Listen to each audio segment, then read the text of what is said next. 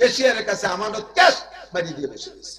মসজিদের ক্যাশিয়ার, তার কাছে ক্যাশ, মসজিদের কাজ করবো, ক্যাশিয়ার 4 টাকা রেডি করেন, সেক্রেটারি সভাপতি তাদের ইত্তেলা দিয়েছে আগামী শুক্রবার থেকে সকলের উপস্থিতিতে মসজিদের এই কাজ হবে।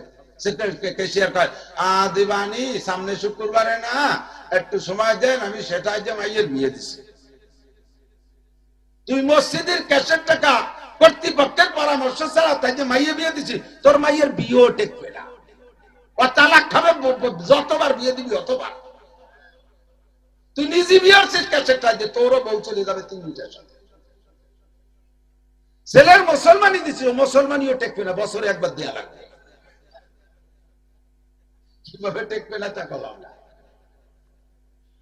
দোকানে পুঁজি কাটাইছিস, আগুন লেগে ছাই হয়ে যাবে। জমি কিনছিস, ও জমি ভুয়ো হয়ে যাবে, তোর নামে দলিল হবে না। আর তোর কারণে খোদার গজব হচ্ছে। তোর ঠিকানা জাহান্নামের ওই নিচের বিলাসে, নিচে পড়া, আরবি থেকে নিচফালা। মক্কায় নিচফালা দেখছেন না? নিচফালার নিচফালা কয় কেন জানেন? মক্কার সাইডটা হলো উঁচু, আর ওই জায়গায় নিচে। নিচফালা মানে নিচে পড়া, ওই সাইডটা নিচে পড়া। জাহান্নামের নিচে পড়ায় থাকবা, উঠিয়ে কথা বলবা। ওয়াইজা তুমি না খান। 4 নম্বর হলো ওয়াইজা তাকাল্লামা ফাজারা। আর ব্যাখ্যা দিচ্ছি না, শুধু তরজমা, আমার সময় শেষ। ওয়াইজা তাকাল্লামা ফাজারা, মুনাফিকের আরেকটা আলামত হলো কথায় করতে গেলে বকাবকি করে, গালাগালি কাচাকাচি করে, কথায় কথায় পাঠার মতো বকে। আছে না, দেখছেন না? কথার চাইতে গালি দেয় বেশি। আর আমাদের বাংলাদেশের ওই নেতা বড় বড় মানে খুব মজবুত নেতা, যে নেতা কথায় কথায় বকানি দিতে পারে, এই নেতা খুব বাগা নেতা। আছে না নাই? যত বকানি দিয়ে নেতা সাজবা, তত চটকানি খাবা। কি বলা হয়, একেবারে বাস্তব কথা বলা হয়, ওই কথাগুলো একটু তিতে তিতে হয়। কি কয় হুজুর, কয় কি একেবারে এরকম খাস বাংলায় কয় কে? তুমি খাস বাংলায় আকাম করবা, আর আমি তা করতেও পারবো না। তুমি করা সারান দাও, আমি করা সারান দেবো। তুমি করবা, তাতে দোষ নাই, আমি করলেই দোষ হয়ে যাবে। আল হক মুররুন। এবার হক কথা বললে গায়ে লাগে, তখন তোমার বিপক্ষে কিছু শত্রু দাঁড়ায় যাবে, আসবে তোমার পর আপদ বিপদ। কথা জানো চাও, তাও দিয়ে দেবো। এর চেয়ে যদি ভালো কিছু চাও থাকে, চাও, তাও দিয়ে দেবো। কিছুক্ষণ পরে দোষ 20 টাকা দেবে। তাই দোষ টাকার যা তলবি যাবত বকসাম, আর দোষ টাকার যার তলবি সুখান্তারি না। দোস্ত জান চালি জান দেবো, কিন্তু টাকা পয়সা যদি চাইয়ে না করে, এটি তো হবে না।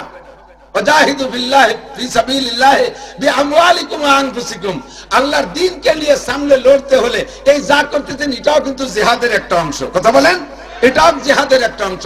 শয়তানের সাথে আমরা জিহাদ করতেছি। আর প্রত্যেকটা জিহাদের আয়াতের ভিতরে খুঁজে দেখবেন, আল্লাহ তাআলা আগেই চাইছে জাহিদু ফি সাবিলিল্লাহ বিআমওয়ালিকুম, আগে মাল দাও, এরপরে আনফুসিকুম। যুদ্ধ করতে আগে জান লাগে না মাল লাগে? যুদ্ধ করতে আগে জান লাগে না মাল লাগে? ক্যান্টনমেন্ট বানানো লাগে, অস্ত্র বানানো লাগে, তরবারি বানানো লাগে, সব মাল আগে লাগে। পরে যখন লাগে যায়, সেই সময় বডি লাগে, ঠিক না? এই জন্য আমরা যখনই মাল চাইবে, তখন কৃপণতা করবেন। আপনাদের এলাকার মানুষের ঘরে ঘরে বিদেশ আছে, মোটা মোটা টাকা কামাই করে, কেন দেবেন না? আপনারা দিয়ে সহযোগিতা করবেন, যাতে উলামায়ে কেরামের ঘাড়ে না পড়ে।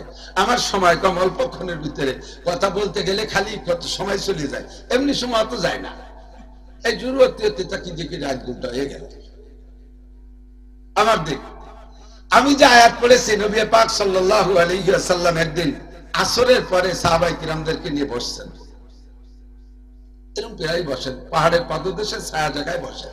এরকম তো সুন্দর প্যান্ডেল ছিল না, কারেন্টের লাইটও ছিল না, মাইকও ছিল না। হুজুরের বয়ানের মধ্যে, আওয়াজের মধ্যে একটা মুজিজা আছে। আওয়াজের দিক দিয়ে সাহাবায়ে কিরাম বাহ্যিক আওয়াজে, নগদ আওয়াজে সবচাইতে বেশি আওয়াজওয়ালা 2 জন সাহাবা, একজনের নাম আমার জেনতে ছুটে গেছে, অনেক আগে দেখছি, আর মনে নাই যে কোন কিতাবে দেখছে, এই জন্য সংগ্রহ করতে পারি না। একজনের নাম মনে আছে, তিনি হযরত আব্বাস রাদিয়াল্লাহু তাআলা হুজুরের চাচা। ওনার মুখের আওয়াজ জোরে যদি চিল্লাই বলতো, তাহলে 8 মাইল দূরে যাইতো। এত ভালো মাইক, অবশ্যই 2 মাইল দূরে যাচ্ছে না। 2 মাইল দূরে গেলে বোঝা যায় না, হয়তো একটা শব্দ শোনা যায়, কি কয় তা বোঝা যায় না। ক্লিয়ার আওয়াজে হযরত আব্বাসের মুখের আওয়াজ 8 মাইল দূরে থেকে বোঝা যায়। উনার বাড়ি থেকে 8 মাইল দূরে একটা খেজুর বাগান ছিল। ওই বাগানে যে মালিক কাজ করতো, তলি উনি বাড়িতে ডাক দিত, আব্দুর রহমান খাইয়ে যা, আর ওই জায়গাতে শুনিয়ে এসে খেয়ে যাচ্ছে। আর হুজুর আলাইহিস সালামের মুখের আওয়াজ ছিল মুজিজা, যতটুকু লাগতো ততটুকু। পাঁচজন মানুষ নিয়ে কথা বলতেছেন, পাঁচজন পর্যন্ত সীমাবদ্ধ, বাইরে যাইতো না। একজনের সাথে গোপনে বলবেন, একজন পর্যন্ত সীমাবদ্ধ, দুইজনে শুনবে না। 1,00,000 মানুষ বসা আছে, হুজুর বয়ান করবেন, সামনের পার কাছের মানুষটা যে আওয়াজে শুনে, 1,00,000 সিরিয়াল দূরের মানুষটা সেই আওয়াজেই শুনবে। হুজুরের আওয়াজ হলো মুজিজা, এটা ভিন্ন। তো হুজুর আসরের পরে এমন করে বয়ান করতেছেন, বেশ সাহাবায়ে কেরাম বসা, আচানক একটা শব্দ আসছে। শব্দটা শুনে সবাই থ খেয়ে গেছে, কেঁপে গেছে। মদিনার বিভিন্ন এলাকা থেকে মানুষ সবাই শুনছে আওয়াজটা, শুনে সবাই রসুলের দিকে, মদিনার দিকে দৌড়ে আসতেছে, মসজিদের নববীর দিকে। আইয়ু সাউতিন হাজি, আইয়ু সাউতিন হাজি, এটা কিসের শব্দ? শব্দটা আসছে আবার মাটির নিচ থেকে। আর কিয়ামতের ইসরাফিল, কিয়ামতের সময় ইসরাফিল আলাইহিস সালামের সিংহার ফুঁকো আসবে কোন দিক থেকে? মাটির নিচে থেকে শিরশির করে উঠতে থাকবে। তো সাহাবায়ে কিরাম বা মদিনা ওয়ালারা ভয় পাচ্ছে যে কি কিয়ামতের সিগন্যাল নাকি, কিয়ামতের আওয়াজ নাকি, নিচে থেকে আসতেছে শব্দটা। আবার জানে যে নবী পাকের জীবদ্দশায় কিয়ামত হবে না, তাহলে শব্দটা কিসের শব্দ? শব্দ হলে তো দুনিয়ায় ফাঁকা জায়গা হবে, উপর থেকে আসবে, এটা নিচের থেকে আসে কেন? সাহাবায়ে কিরাম যারা বসা ছিলেন তারাও জিন ধরে গেছে, হুজুরও চক্ষু বন্ধ করছে। এর মধ্যে জিবরিল আসছে, জিবরিলকে হুজুর বললেন, জিবরাইল আইয়ু সাউতিন হাজিহি, এটা কিসের শব্দ? জিবরাইল বললেন, হুজুর আল্লাহ তাআলা জাহান্নাম পূর্ণ তৈরি করে, জাহান্নামকে পূর্ণ তৈরি করে এরপরে জাহান্নাম কত নিচে গভীর এইটা বোঝানোর জন্য উপর থেকে একটা পাথর ছেড়ে দিছে। যেদিন জাহান্নাম কমপ্লিট হয়েছে, কত লক্ষ বছর আগে আল্লাহই ভালো জানে, সেই দিন পাথরটা ছাড়ছে। আর ওই পাথরটা আজকে নিচে যে পড়ছে সেখান থেকে শব্দ আসছে। পাথরটার ওজন কতটুকু? জিবরিলকে হুজুর জিজ্ঞেস করছে, ওজন কতটুকু হবে? এই পাথরটা যদি জমিনের উপরে রাখা হয়, সারা পৃথিবীর বর্তমানে যত মানুষ আছে সকলে মিলে জাগানোর চেষ্টা করে, 1 আঙ্গুল পরিমাণ উঁচু করতে পারবে, এর বেশি না। এত ভারী পাথর জাহান্নামের উপর থেকে ছেড়ে দিলে লক্ষ লক্ষ বছর পরে যাইয়া নিচে পড়লো, এই জাহান্নাম কত গভীর। সাহাবায়ে কেরাম বললেন, হুজুর জাহান্নাম তো এত গভীর, এর সব জায়গায় কি জাহান্নামীরা থাকবে, তল উপর সব মিলিয়ে? হ্যাঁ, সব নিচেও থাকবে। তো সাহাবায়ে কেরাম বললেন, হুজুর যারা জাহান্নামের উপরে, আগুনের উপরে ভাসমান থাকবে, তারা আপনার কথা অনুযায়ী ইসফু আহলুন নার ফায়ামুরু বিহিম রাজুল মিন আহলিল জান্নাহ বাবুল হাউজি আশ-শাফা, মিশকাত শরীফের ভিতরে আছে বাবুল হাউজি আশ-শাফা। এই শিরোনামে অনেক হাদিস আছে, সুপারিশের বিভিন্ন কোয়ালিটি আছে। এক একটা দেয় এক এক দল সুপারিশ পেয়ে বের হয়ে চলে যাবে। যারা চোখের সামনে পড়বে, তারা চোখের সামনে বড় বড় আলেম উলামা, পীর, নবী, পয়গম্বর, এদের চোখের সামনে পড়বে আর দেখে দেখে সুপারিশ করে বের করে নেবে। হুজুর ওই জাহান্নামের তলে যারা পড়ে থাকবে, ওরা তো কোনো ভালো মানুষের চোখে পড়বে না, ওকে তো সুপারিশ করার কেউ থাকবে না।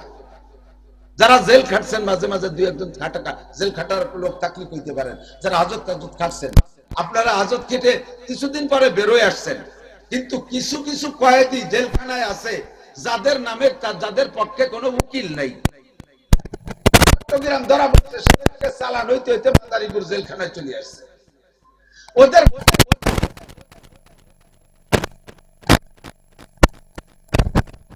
জীবন জেলখানায় পড়ে থাকে, ওর ভিতরে তাদের মরণ হয়, ওখান থেকে তাদের সমাধি হয়। আছে না এরকম? তো হুজুর বললেন, সাহাবায়ে কিরাম বললেন, হুজুর পড়ে থাকবে, তাদের পক্ষে তো কথা বলার কেউ থাকবে না, ওখানে কারা থাকবে? ওই জায়গায় কারা পড়ে থাকবে? দেখাইলেন এইটা কাফেরদের জেলখানা জাহান্নাম, এটা ইহুদিদের জাহান্নাম, ওইটা নাসারাদের জাহান্নাম, এটা হিন্দুদের জাহান্নাম, এটা মুশরিকদের জাহান্নাম, ওইটা বুদ্ধদের জাহান্নাম। এই জাহান্নামের এত নিচে কারা থাকবে? হুজুর বললেন, ইন্নাল মুনাফিকিনা ফিদ দারকিল আসফালি মিনান নার, জাহান্নামের ওই গভীর তলদেশে থাকবে যারা, তারা হলো আমার উম্মতের মধ্যে যারা মুনাফিক। তারা মুনাফিক, মুনাফিক অত নিচে থাকবে। সাহাবায়ে কিরাম বলেন, হুজুর কাফেররা কেন নিচে থাকবে না, মুনাফিকরা কেন সবচেয়ে নিচে থাকবে? হুজুর বলেন, মুসলমানদের জন্য, পিওর মুসলমানদের জন্য কাফেররা যত বড় ক্ষতিকারক, তার চাইতে বেশি ক্ষতিকারক মুনাফিক। কাফেররা কাফের বলে চেনা যায়, তার থেকে সরে থাকা যায়।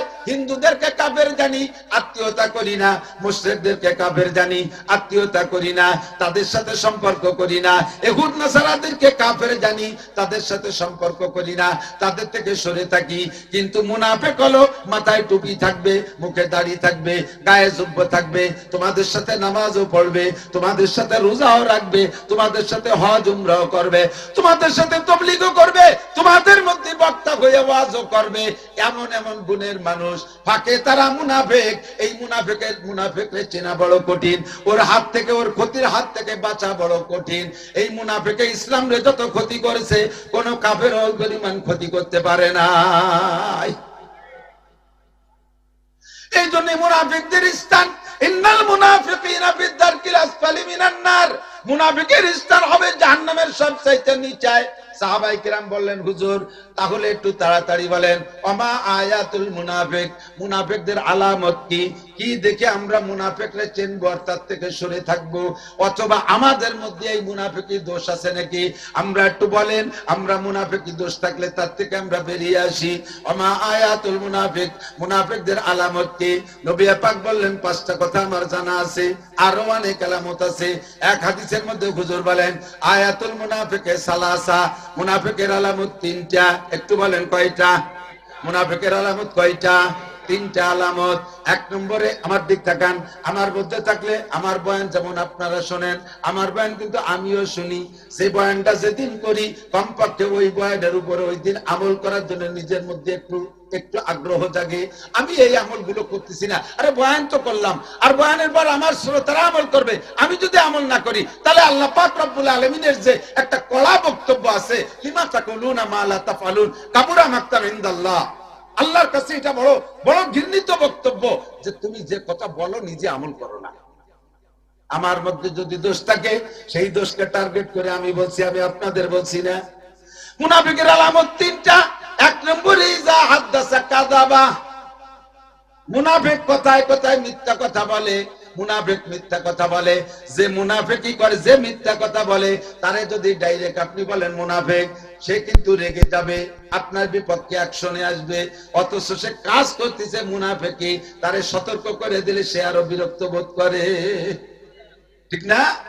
অমিথ্যাবাদী অনেকে আছে, কথায় কথায় মিথ্যে কথা কয়। দুটো কথা কলি একটা মিথ্যে কয়। সমাজে কিছু কিছু লোক আছে, শতকরা 90% মিথ্যে কথা কয়, আছে না? অথচ নামাজ পড়ে, অথচ রোজা রাখে, অথচ তাবলীগে যায়, অথচ হজ উমরা করে, দান খয়রাত করে, বাহ্যিক ভাবে ভালো কাম করে। নবী পাক বলেন, তুমি মুনাফিক, তুমি মিথ্যা কথা কেন ছাড়তে পারছো না? আর মিথ্যা কথা সম্পর্কে হাদিসে আছে, আল কিযবু উম্মুল খাতা, মিথ্যা কথা হলো গুনার মা। মিথ্যা কথা গুনার মা। কেন বললেন? মার পেট থেকে যেমন একাধিক শতাধিক সন্তান হয়, একটা মিথ্যে কথার পেট দিয়ে এরকম শতাধিক মিথ্যে কথা বেরোতে যায়। একজনে পাঠাইতেছেন, এ জাদি শুনলাম যে এটা আমাকে মন্ত্রী শাহজাহান খান বলে মাদারীপুর আইছে, রাজৈর আসছে জাদি, তারে দেখতে পাঠাইছেন। ও 2 কিলো যাইয়া ওই যে একটা ফিরে চলে আসছে। আসার পরে বলে, গেছিলি? আমি কি কবে কাহা গেছিলাম? মিথ্যাও শুরু হলো। জিজ্ঞেস করছেন, গেছিলি? জি গেছিলাম। তাহলে গেছিলামের পরে ওর পরে যা জিজ্ঞেস করবেন সেটা সত্যি না মিথ্যা? 100 যদি জিজ্ঞেস করেন, এরপর একটু যা জিজ্ঞেস করেন সব মিথ্যা কথা। ঠিক না? এই জন্য আল কিযবু উম্মুল কথা, মিথ্যা কথা বলবেন না। মরে গেলেও মিথ্যা বলবো না। আসিদকু ইউনজি ওয়াল কিযবু ইহলিক, সত্যই মানুষকে বাঁচাইয়া দেয়। বহুত ঘটনা বলতে সময় লাগবে, সময় নাই। পাক্কা সিদ্ধান্ত নেন, আমি মুনাফিক হব না। মুনাফিকের স্থান কি সোনারগাঁও হোটেলে? কথা কয় না? মুনাফিকের স্থান কি শেরাটন হোটেলে? মুনাফিকের স্থান কি জান্নাতুল ফেরদাউস? মুনাফিকের স্থান কোন জায়গা মনে পড়ছে? ওই পাথরটা যে জায়গা গেছে সেই জায়গায় থাকবেন, পড়ে জীবনে কোনো ভালো মানুষের নজরে পড়বেন না, কোনোদিন সুপারিশ পাইবেন না আপনি। এক নম্বরে যা হাদাসা কাযাবা, 2 নম্বরে ওয়াইদা ওয়াদা আখলাফা, যখন ওয়াদা করে ওয়াদা খেলাফ করে। অনেকে আছে ইচ্ছায় খেলাফ করে, অনেকে আছে অনিচ্ছায় খেলাফ করে, অপারগতার সাথে খেলাফ করে। আবার অনেকে আছে ওয়াদা করার সময় নিয়াত করে খেলাফ করব। 3 প্রকারের খেলাফ। কয় প্রকার? এক হলো আপনার কাছে টাকা নেছে, শুক্রবারে দেবে, এই কথা বলে টাকা নেছে, ওই নেয়ার সময় মনে মনে নিয়ে যে শুক্রবার কি বছরে অভাব আছে, নেয়ার সময় খিলাফের নিয়ত করে টাকা কর্জ নেছে আর ডেট একটা দিয়েছে। এই লোক 1 নম্বর মুনাফিক। 2 নম্বর, টাকা নেছে তারিখ মতো দেবে বলে নিয়ে তো আছে, কিন্তু সেই হারে চেষ্টা নাই, সেই হারে চেষ্টা নাই। টাইম মতো টাকা চাইলে দিবানি অত পাগল হই চোখে, বড় বড় ভুতুম পেশার মতো চোখ ঘুরাই ঘুরাই কয়েকবার চাইলে আরো বিরক্ত বোধ করে। ইদানিং আমি দেখছি সুদে কারবার, এই পাবলিক সুদ বেড়ে যার যে কটা কারণ, তার ভিতরে একটা হলো কর্জ নিয়ে মানুষ জাস্ট টাইমে পরিশোধ না করা। টাইম মতো না দেওয়ার কারণে মানুষ বিরক্ত হয়ে যায়। শেষে ঠিক আছে 1100 টাকা দিস, যে কয় বছর রাখিস রাখ, তারপরে তাড়াতাড়ি শোধ দেওয়ার চেষ্টা করে, ঠিক কিনা? ওই যে ওয়াদা খেলাফা, ইচ্ছা করে ওয়াদা খিলাফ করে, পরিশোধ করার চেষ্টা করে না। আর 3 নম্বর হলো লোকটা চেষ্টা করেছে প্রচুর কিন্তু পারে নাই। তবে এই লোকটাকে ওইভাবে মুনাফিক হিসেবে জাহান্নামের ওখানে পাঠানো হবে না। আপনি বাঁচার জন্য পাওনাদারের সাথে, যার সাথে ওয়াদা দিয়েছেন, তার সাথে একটু বলে নিলে পারবেন যে ভাই আমি তো আসলে খুব চেষ্টা করতেছি, কোনো মতে পারতেছি না, আর 2টা দিন আমার সময় দেন, আর 3টে দিন আপনাকে আমাকে সময় দেন, এভাবে বলে নেন। আর আপনি না বলি দিবানি, তার কি শুক্রবারে দিবানি, শুক্রবারের অভাব আছে নাকি? বছরে 52টা শুক্রবার, 2 শুক্রবার গেছে আর পাগল হয়ে গেছে। আপনি যদি কর্জ পরিশোধের ইচ্ছা করেন, আল্লাহর কসম আল্লাহ ব্যবস্থা করে দেয়। উলামায়ে কিরাম জানেন, মিশকাত শরীফে একটা হাদিস আছে, পরিষ্কার একটা ওয়াকিয়া। নবী আলাইহিস সালাম বনী ইসরাইলের একটা কিসসা শুনেছেন সাহাবায়ে কিরামদেরকে, বনী ইসরাইলের একটা কিসসা শুনেছেন সাহাবায়ে কিরামদের। বনী ইসরাইল একেবারে শর্টে বলছি, মনে রাখবেন। বনী ইসরাইলের এক লোক ব্যবসায়ী, তো ওর এলাকার থেকে মাল কিনে আর এক এলাকায় যে জাহাজে যে দূরে বিক্রি করলে টাকা হয়, বেশি লাভ হবে, এইটা জানতে পেরে যে পরিমাণ টাকা আছে তার যে মাল কিনে আরো কিছু মাল পেয়ে গেছে, কিন্তু টাকা নাই। স্থানীয় এক লোকের কাছ থেকে 10 দিরহাম, তৎকালীন 10 দিরহাম কর্জ নিয়ে, নির্দিষ্ট একটা টাইমে দেবে বলে কর্জ নিয়ে মাল কিনে নিয়ে ব্যবসায় চলে গেছে। টাইম মতো মাল বেচে, যে টাইমে জাহাজে রওনা দিলে এসে টাইম মতো টাকা দিতে পারে, সেই টাইমে বেচা কিনা হয়ে জাহাজে উঠছে। আর পাওনাদারকে বলছে, দোস্ত তুমি এই তারিখে এসে ঘাটে থাকবা, ওখান থেকে তোমার টাকা দিয়ে বাড়ি যাবে। তো লোকটা টাইম মতো আসবে বিদায়, উনিও সেই টাইম মতো জাহাজে উঠছে। মাছ সাগরে আসলে তুমুল ঝড়ে জাহাজ যে ঘাটের থেকে ছাড়ছিল তার থেকে বহুদূর পিছনে নিয়ে চলে গেছে। জাহাজ যে এক শহরের পর উঠছে, লোকটা আল্লাহ ওয়ালা দিনদার, এই কান্নাকাটি শুরু করেছে, আল্লাহ এবার কি আমি মুনাফিক হয়ে গেলাম নাকি, আল্লাহ এবার আমি মুনাফিক হয়ে গেলাম নাকি। এখন চেষ্টা তো আমার করতে হবে, আমার যা আছে চেষ্টা কিভাবে করবো? ডাক মানি অর্ডার কোনো ব্যবস্থা নাই, বিকাশ টিকাশের তো গন্ধই নাই, কিভাবে দেব? তো বিকাশ বাদ দিয়ে উনি এখন বাস খুঁজছে, পাইছে এখন বাস 2 মাথায় গিরিয়ে, ওই বাসের মাঝখানে যে ফাঁকা জায়গা, ওই জায়গা পকেট পরিমাণ খুঁজছে, ওর ভিতরে 10 দিরহাম ঢুকাই দিয়ে, আর এই সমস্যা কোন কারণে উনি আসতে পারে নাই, সমস্যাটা একটা চিঠিতে লিখে ওর মধ্যে ঢুকাইয়া ওই জায়গা বাসটুক দিয়ে তৎকালীন সিস্টেমে লেমিনেটিং করিয়া সাগরের মধ্যে ছেড়ে দিয়েছে। আল্লাহ তোমার কাছে দিয়ে দিলাম, পাওনাদারে পৌঁছাই দিও। সাগরের মধ্যে টাকা ছেড়ে দিয়েছে, আমার যা চেষ্টা আছে তা আমি করছি, বাকি তোমার জিম্মা। ওর টাকা ছেড়ে দিয়া নিজেও জানে যে এ টাকা অবশ্যই যাবে না, তবে আমার যা করার তাই আমি করছি, তারিখ মতো ছেড়ে দিচ্ছি। যে তারিখে ঘাটে জাহাজ আসবে আর ওই পাওনাদার টাকা নেবে, এই তারিখ মতো পাওনাদার ঘাটে আসছে। তো পাওনাদার ঘাটে এসে দেখে কোন জাহাজ, ওই ঝড়ের কারণে ওই এলাকায় জাহাজ আসতে পারে না, তারিখ মতো একটা জাহাজ আসতেছে, তারিখ মতো একটা জাহাজ আসতেছে। কিন্তু জাহাজটার ভিতরে আলাদা একটা কারিশমা। জাহাজ সাগরের পারে যারা গেছেন তারা দেখেছেন, বিশাল বিশাল জাহাজ, দূরে দেখা যায় যেন একটা মেজ, একটা কুড়িয়ে ঘর, একটা কচুরি পানা, যত কাছে আসে তত বড় দেখায়। আর এই জাহাজটা দূরে মেলা বড় দেখা যাচ্ছে, যত কাছে আসে তত ছোট হয়। উনি ভয়তে চলি যার কায়দা, আল্লাহ একই বুকের নাকি আল্লাহ জানে। জাহাজ দূরে থাকতে ছোট হবে, কাছে এসে বড় হবে। আরে দূরই বড়, দাঁড়ে আছে আর ছোট, এ কোনো দেহ দানব নাকি আল্লাহ জানে। তারপরে চিন্তা করতে, যা থাকে মরণ কপালে থাকলে মরবো, ভয়টায় যা থাকে সবকিছু উপেক্ষা করে বসে রয়েছে, যে দেখি শেষ ফিনিশিং কি দেখি। আস্তে আস্তে আস্তে আস্তে দেখেছে জাহাজ একখান বাস, বলবেন না সুবহানাল্লাহ, জাহাজ একখান বাস। তখন উনি চিন্তা করলেন যে ভাসমান বাস, পরের বাস নেব, আবার চিন্তা করলেন যেই বাসটা দূরে থাকতে জাহাজ দেখলাম সেই বাস ধারে এসে বাস হয়ে গেল, এর মধ্যে কি যেন আছে, যদি কিছু নাও হয় কমপক্ষে ভাসমান বাস, এর তো আর কোনো ওয়ারেস নাই, মালিক নেই, বাড়ি নিয়ে কত লাকড়ি বানা হিসেবে ব্যবহার করতে পারবো। এইগুলো বাস খান উঠে নিয়ে বাড়ি নিয়ে বউরে কইছে এটা কুড়াইটা একটু ভারী, ভিজে বাস অত জাল দেওয়া যাবে না, ভাড়িয়ে দিন। কুড়াল দিয়ে যখন কোপ দিয়ে ভারছে চকচক করে 10 দিরহাম, আর সে কাগজ চিঠি খান বেড়ে গেছে। চিঠি পড়িয়া দেখে যে ওনার টাকা উঠাই দিচ্ছে, টাকা উঠাইলেন, চিঠি পেয়া চিঠি এবং টাকা সেই বাসের মধ্যে আবার ভরে রেখে বিস্তারিত বউরে শুনাইয়া আটকায় রাখছে। এরপরে ওনার টাকা যখন পেয়ে গেছে, উনি তার তারিখ মতো ঘাটে যারা তারিখ মতো যেই পাইছে, কিন্তু পরে তার খবর নেওয়ার দরকার নেই। ওই লোক পরে জাহাজের সময় যে সময় জাহাজ ছাড়ছে 1 সপ্তাহ পর আসছে, আইসা টাকা নিয়ে বাড়ি না যাইয়া ডাইরেক্ট ওই লোকের বাড়ি চলে গেল। কিন্তু জানে যে সে টাকা পাইনি, তার টাকা তো তারা দিতে হবে।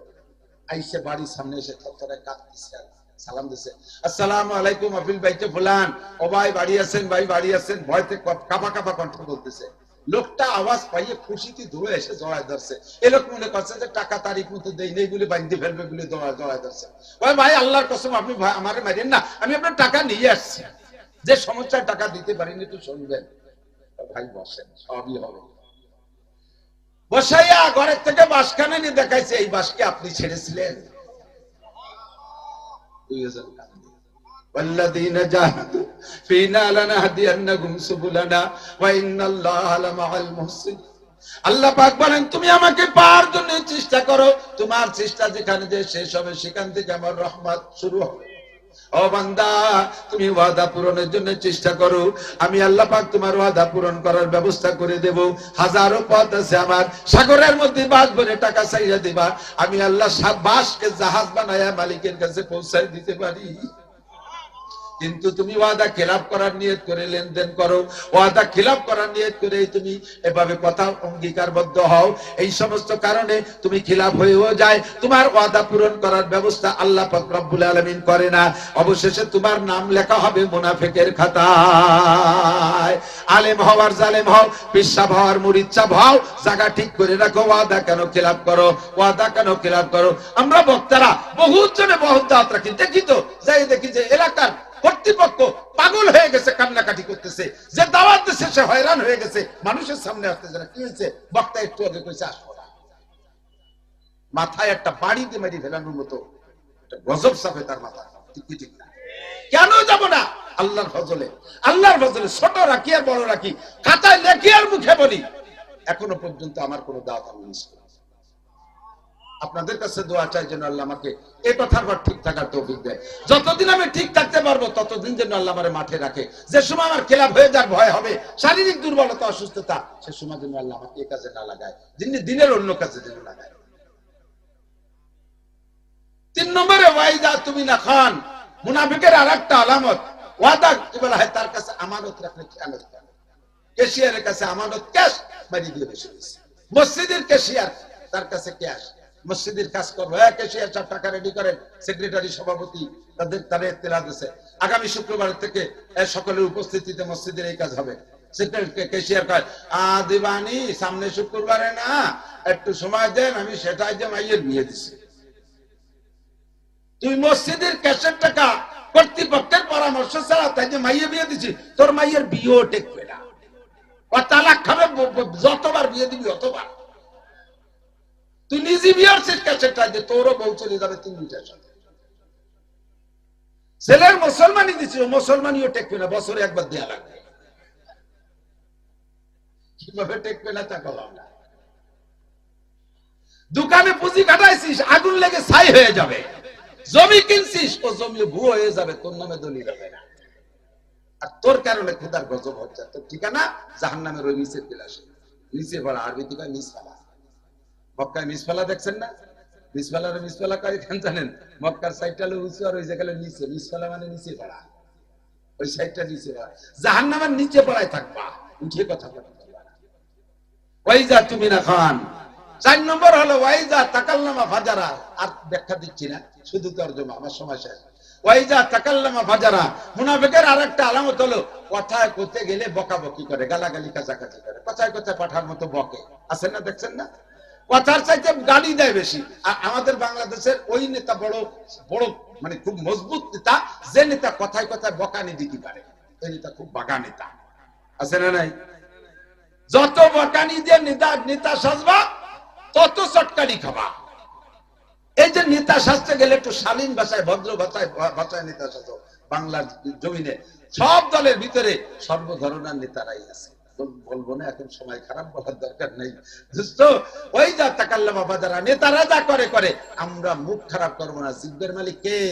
আল্লাহ বলেন আলাম নাজআল লাহু আইনাইন ওয়া লিসানা ওয়া শাফাতাইন। তোর চোখকে আমি দিছি না তোর মা বাপ দিছে?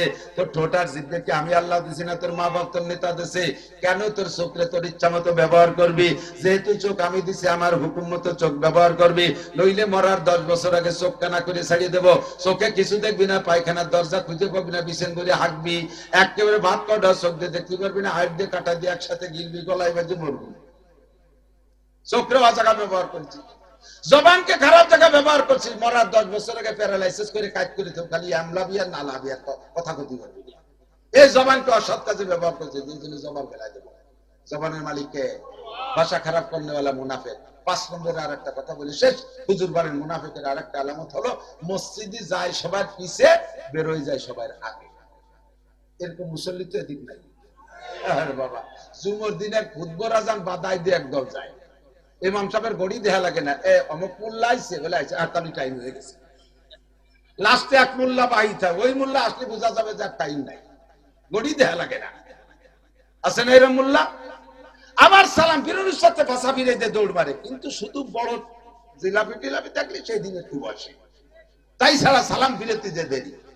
মসজিদে যায় সবার পিছে, আর বেরোয় যায় সবার আগে।